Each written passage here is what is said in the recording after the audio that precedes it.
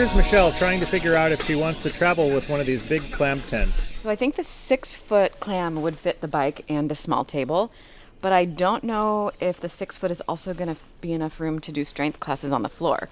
And this 9-foot seems to be the perfect size for my cardio workout and my strength workout on the floor. You got a whole gym in here. I know, I was really happy in here, and it doesn't feel claustrophobic. My head doesn't get too close to the ceiling, and my arms always have plenty of room in my legs when I'm on the ground. So I really want the 9-foot, but we're going to try the 6-foot just in case, because it's a lot to have this 9-foot. And then we also really want the 12-foot for the family. We're just going to have to go boondock at really big, expansive campsites, because a lot of the KOA sites that we stay at, I can't imagine having either of these. It's doing like the ab workout outside, like with the fresh air and everything, and the sounds, the chirps of the birds and stuff. I loved it. And the tent holds the iPad up. You don't need an iPod holder. It just holds, the tent holds it up. Oh, for the floor. When you go on the floor? Yeah. But I do think I need a little table for the weights, coffee. I could put a water there, but I find that I need more things than just a water, like weights, coffee, since I do it first thing in the morning. How about with grandkids? Good idea. You guys go with Grandpa. Mama, I want to try the one Linden pick. I'll You sit probably here can. First so I get a can be the picture right. real quick. We'll just show the camera all of our donuts. Come on. Go stand next to Grandpa. Shall help them. Cheese. Maple, go back. There goes. Papa, what are you doing? What are you eating? I'm eating cantaloupe from Carol. Oh, Olive is just true. Yes, he's eating cantaloupe from Carol. Aw, is that yummy cantaloupe? Mm-hmm. We know what it really is, right, Linden? No. But she's only 2, so It that's... comes after this. It comes after this? In the rainbow. It does, yeah. Awesome, you could lay down like. And it was I could leather, lay down. like pleather. And so now it's all wooden. There wasn't wood before. It was just couch, like leather couch. So nice. And it was really poofy, so crumbs got caught everywhere. What you doing? Packing up.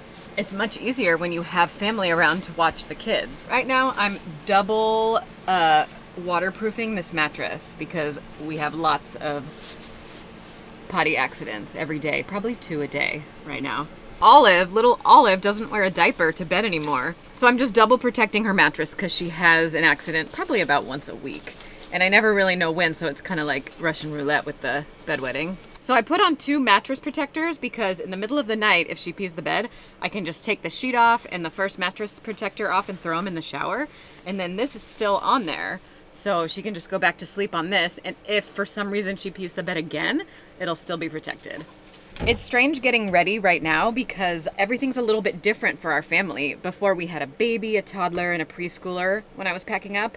That was when we were in Tucson last time I was packing back up out of a house into the Airstream. And now it's just a little different. I have all these different considerations. Like, I don't even need a big diaper section. I don't need the diaper pad. All 3 of our kids, are out of diapers now. So it's different. We're now out of the baby phase. We made a bunch of changes to the Airstream, but I don't think you can expect a tour this episode because we're not done. And I'd like to, get some finishing touches done before I show you guys everything, but I'll show you little bits and pieces. We had a friend help make us Olive's bed before, and it was really just like a plank with some sides. I made it. Oh, you did? No, I thought I guess Michael made it. Never mind. But Michael made this next iteration of the bed too. And this one has been elongated because she's bigger. The wooden hard part goes all the way to the wall. Before it only went, the size of a little toddler. Now she's getting big, so it goes all the way to the wall. And he cut out a secret trap door that we can put stuff in. And it turns out it's pretty much the perfect size for toilet paper and paper towels. Ta-da! So gravity holds the door down, and she sleeps on it. And if you want to get what's in there, which you don't want to, do this every day, but for something like toilet paper and paper towels, you can keep your backup stash there. So there we go. So then this is just a piece of foam from Amazon. That's what all of our girls' beds are made out of. You can cut them with a bread knife. So you can get a bed to fit in any kind of space. Like this space has a diagonal wall right there. So I was able to just cut out this piece of foam to fit in this space perfectly. I put a normal toddler size sheet on here, and then this goes like this. Sometimes I have to open our bed first, like right now. These are Betty's, and they're basically a sleeping bag that's also a sleeping bag bedspread. So you never, ever, ever have to make your bed. All you have to do is zip up your bed. I decided to switch it up and get something a little louder, a little more fun, and that's gingham. I love gingham. Or maybe this is buffalo check. Either way. Actually, Olive had this before, so I guess I matched our new bedding to Olive's old bedding.